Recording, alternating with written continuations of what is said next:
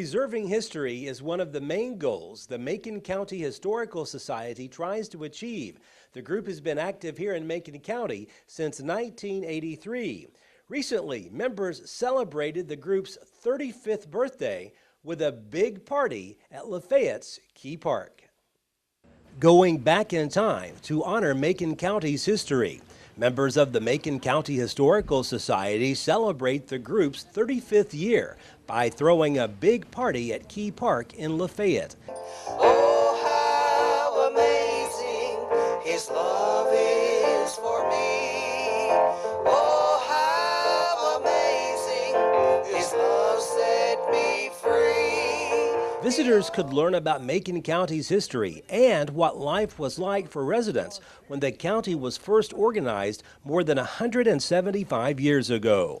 Visitors could also step inside the Key Park log cabin and get a better understanding of what living conditions would have been like for some of the county's earliest settlers. County historian Randy East and Macon County Historical Society newsletter editor Michael Metter spoke to an appreciative crowd. We started out just as a very small group of dedicated people, and now we've grown to a much larger group of dedicated people. And dedication is what it's about. And through our dedication and your dedication in helping us, we have achieved and collected and preserved so many facts about Macon County. And we're going to be speaking at various times today, telling you facts about the county and what has went on. I'll tell you this, Macon County was formed in 1842 from parts of Sumner and Smith County. Prior to that, there was no Lafayette. Everything you went to do as far as county official records, you either had to go to Carthage or to Gallatin, which was a very hard trip back in those days. So they formed a petition in 1839 and then again in maybe 41 to start a new county. They did. They called it Macon. It passed. In 1843, John B. Johnston sold 20 acres here in the town of Lafayette around the square. It was 75 town lots. And those town lots created the city of Lafayette. It was between this location here and the location out behind the Hearthstone, which is where William Holland lived. Both of those places had good springs on them. And you could not have a spring, a home, or anything without the water.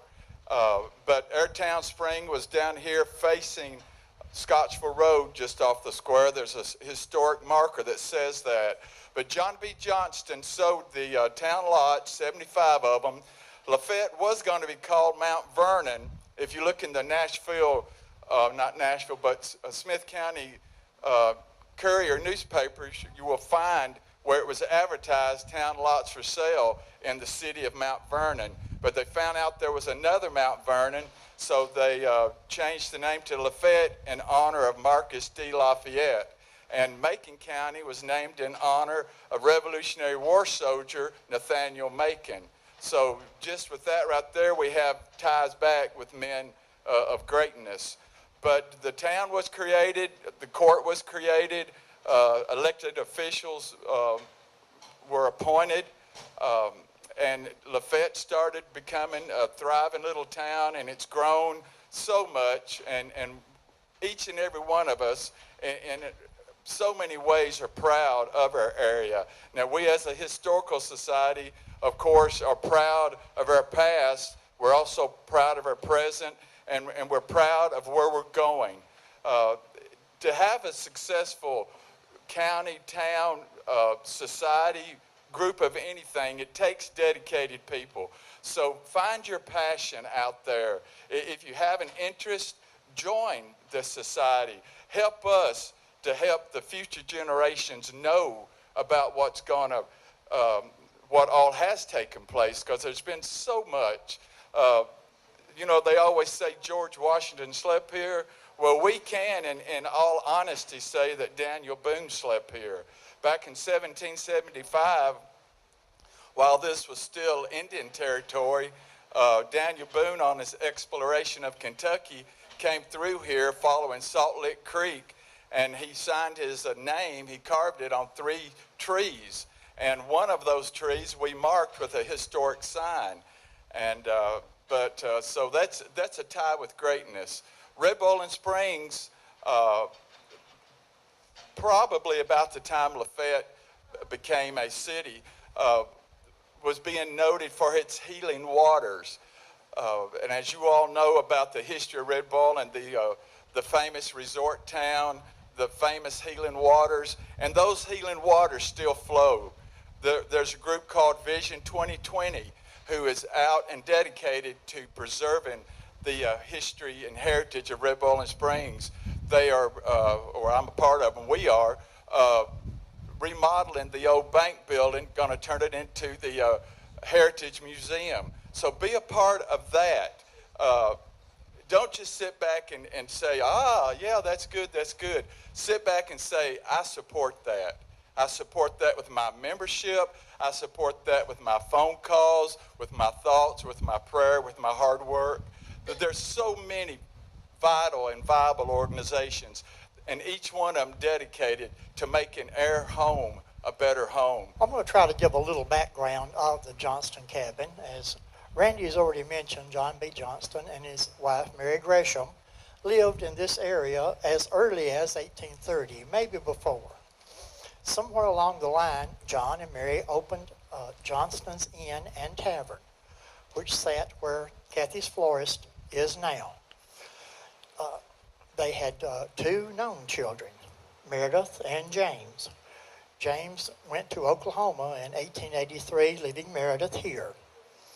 Meredith was married in 1839 to Lorinda Holland, who was the daughter of William Holland that Randy's already mentioned. Meredith and Lorinda lived in the inn with his parents until their first child was born. Mary Elizabeth was born in 1840. She later married Idle Roark, who was a well-known attorney at that time. Sometime before their second child was born in 1845, they built a cabin.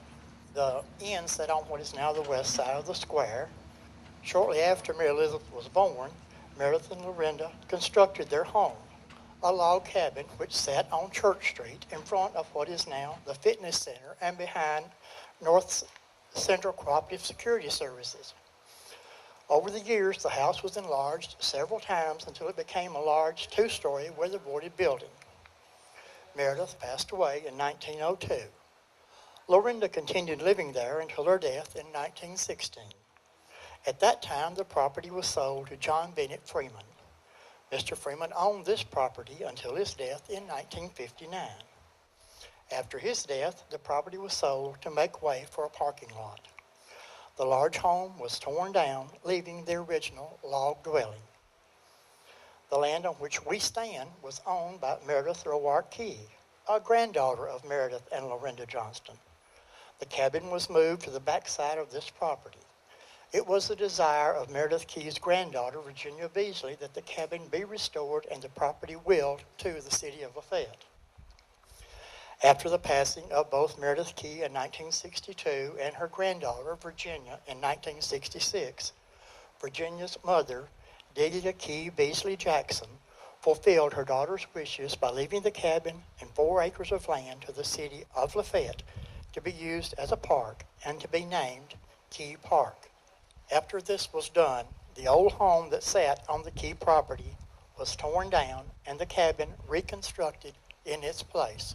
The Historical Society was formed in 1983, and I was elected president, and I served as president for 22 years. And then Teresa Whittemore became president, and then Don Wynn was president, and now Larry O'Neill is president. Each one contributing greatly to the success of the society. But so many very interesting facts have taken place here. Once again in Red Bowling, we have a Native American, nationally designated Native American trail. That title is called the Cumberland Trace, trace meaning a road. Prior to that, it was called the Buffalo Road. And it was because massive herds of buffalo were traveling through that area. And why were they there? It was because of Salt Lick Creek, very famous for our area. And of course, Red Boiling Springs, prior to being called Red Boiling, was called Salt Lick. But it was called the Buffalo Road, and then it was called then it was called the Cumberland Trace, and then it was called Tolentinsky's Trail. And we got a road, a trail, and a trace, all going back to the same path. And Tolentinsky was the principal chief of the Cherokee. So we have ties, great ties with Native Americans. Talk about just the Historical Society in general. It started 35 years ago. Looking back, why was it so important to start it then, and why is it so important to keep it going today? Okay, well now, by the way, in 1960s, the Harold Blankenship, it already had started, but more or less it kind of got stopped, I guess you might call it. And in other words, they reorganized in 1983 because there was some people here that believed that we needed history and we needed to maintain it for our children, grandchildren, and whatever, you know, to see. And it's so important, and I don't understand it because the school system don't really show it today. You know, they don't have books to that effect. And so it's so good that we have it there. We've got not only about Macon County, but we got a lot of other states and the counties within that. And so we just keep working. Right now we're doing the Korean War book. And so in the past, we had done the World War II book. And we're just doing books all the time, see? And so we have people coming all over the United States yearly to see and see what we've got new. And so we continue to people bringing in just about every day now. Because the Macon County Historical Society needs historical information and photographs from the local community to continue updating its records. Records that we should all cherish and pass on to generations going forward. Reporting in Lafayette, Barry Hyatt, NCTV.